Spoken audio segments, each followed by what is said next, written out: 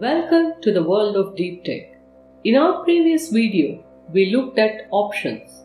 They protect exclusivity between parties that are considering entering into a commercialization agreement. Once either the grantor or the grantee of the option decides to exercise the option, they need to get down to negotiating the licensing or assignment agreement to secure the commercialization rights. Here we will look at licensing. A license is a contractual agreement where the selling party, called the licensor, allows the buying party, the licensee, to use her IP assets in exchange for a financial consideration. From a licensor perspective, licensing is a great way to take her IP assets to the market without a large investment required to do it. She can also expand her market by licensing her solutions to established players in new markets. It's also a cost-effective way to monetize her assets. From a licensee perspective, licensing can save both resources and time. It can help him strengthen existing products by adding new features or create new products. It can also help keep competition away. The license can be an exclusive license where there is only one licensee, or non-exclusive license where the same asset is licensed to several licensees.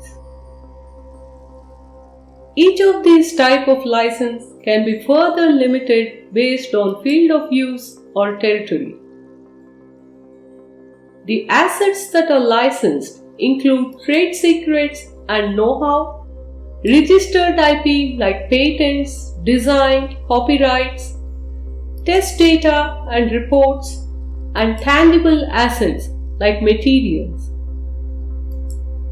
Financial considerations paid by the licensee in exchange for the license include an upfront fee, a one-time fee paid at the time the parties enter into the agreement. In addition, the licensee may be required to pay a royalty. This royalty could be based on the sale of licensed products. Licensed products are products that incorporate or use the licensed asset in some form or the other.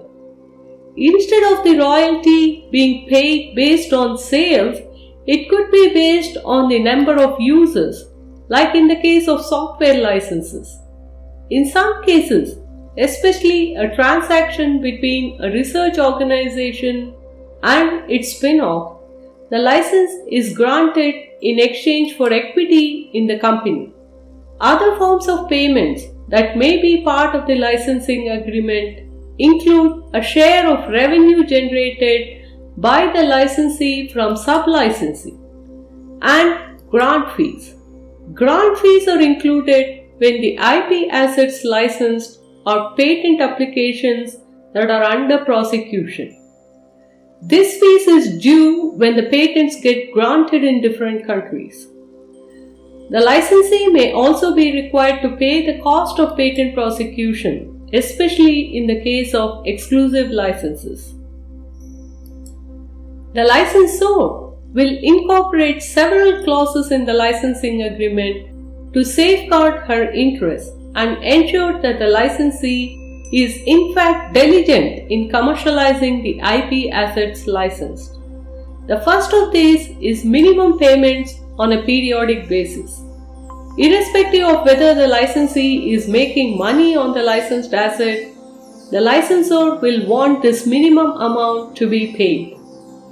In addition, she will include milestone payments like the grant fee we saw earlier. These milestones can also be based on revenue generated or number of downloads or users, etc. She will also include an interest rate on the payments to ensure that these payments are made on time. Licensor also reserves the right to audit the licensee accounts and sub-licensing agreements to ensure that her interests are protected. In addition, she reserves the right to approve any transfer of the rights under the licensing agreement from the licensee to other parties. So, if the licensee is involved in an M&A activity, for example, the licensee doesn't automatically change. Any change in licensee needs to be approved by the licensor.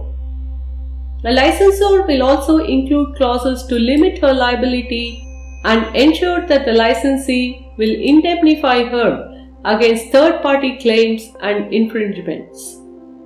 We discussed these last two in our previous video on options. In the worst case, the licensor reserves the right to terminate the licensing agreement in case of lack of diligence on part of the licensee to commercialize the technology licensed, or non-payment of agreed upon fees, or non-compliance with the terms of the agreement. Licensee will also include certain safeguards to protect his interests as well. First of these is incorporation of warranties. We discussed these in our first video on partnership contracts. In this context, licensee at the minimum will want to ensure that the IP asset being licensed is unencumbered and that the licensor has the right to license it to him. Another way that the licensee can protect his interest is to register the license with the relevant government authorities. This is especially important for registered IP assets like patents. Licensee can also include clauses to potentially withhold or delay payments in case of non-compliance of the licensing terms by the licensor.